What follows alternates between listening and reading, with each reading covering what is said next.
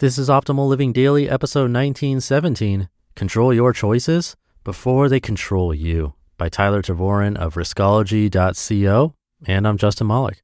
This is the podcast where I act as a personal narrator for you, for free, usually from blogs, sometimes from books, in any case, always with permission from the authors. We have a bunch of shows covering different categories or topics. Just search for Optimal Living Daily wherever you're hearing this to find all of them. And now let's get right to it as we optimize your life. Control Your Choices Before They Control You, by Tervooren of Riskology.co. On the classic TV show Lost, Charlie is a heroin-addicted leader of a rock band stranded on a desert island, his supply running low. The pain of withdrawal is imminent. Seeing an opportunity to help, another character, John, takes the drugs from Charlie and tells him, "If you want these back, all you have to do is ask for them.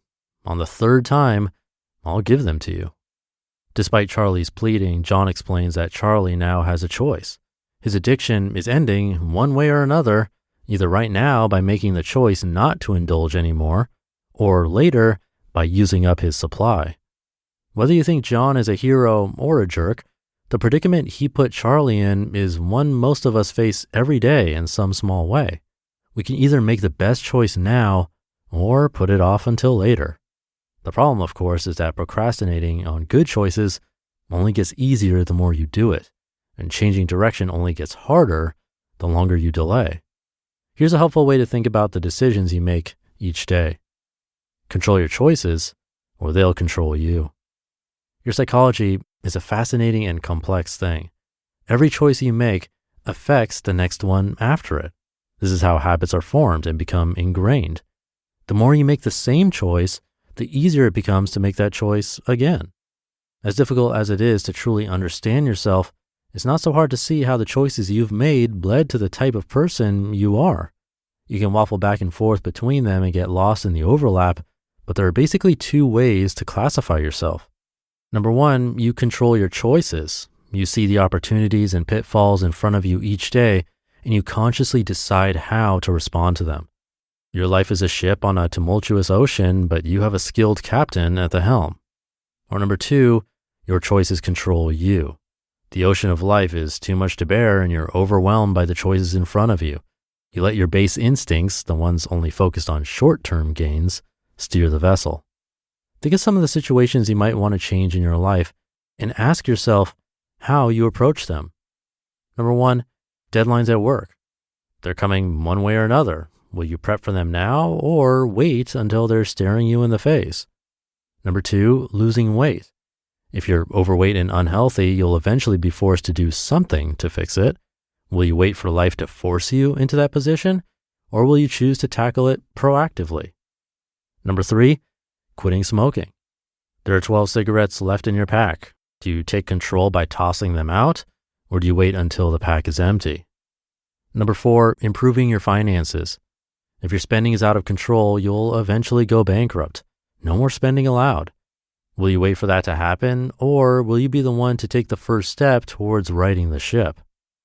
Number five, advancing your career. Changing jobs is scary. It's easiest to just wait for your boss to promote you or let you go.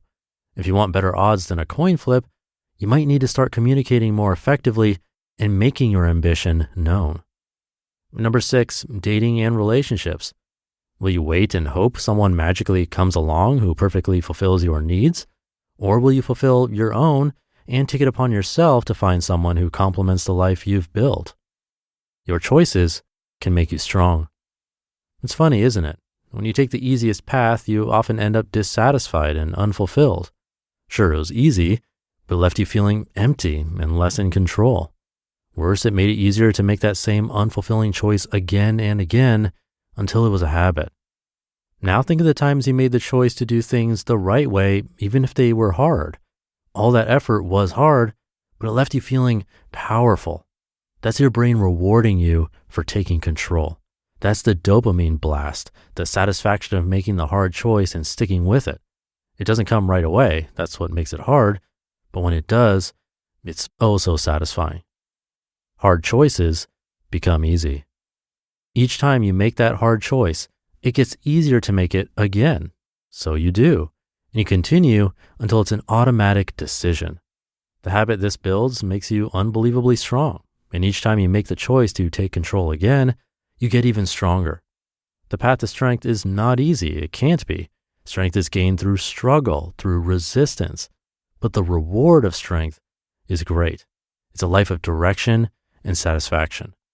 Take a look at the decisions you make over the course of the next few hours. What trade-offs are you making? When you run into a difficult one, a decision you'd rather not make, ask yourself what you would do if that decision were easy instead. If you like the answer, then make that decision because tomorrow it will be. You just listened to the post titled Control Your Choices Before They Control You by Tyler Tervooren of Riskology.co. Thank you to Tyler. It's a good point that the easiest choices in life, or the ones with the easiest path, are most likely the least fulfilling in the end. And that's because they are the short-term pleasures or short-term avoidance of pain.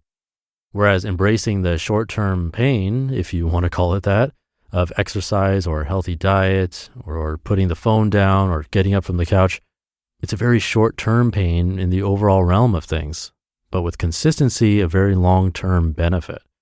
Something to think about today. Try to remember it as you make those decisions. Have a great rest of your day, and I'll see you tomorrow, where your optimal life awaits.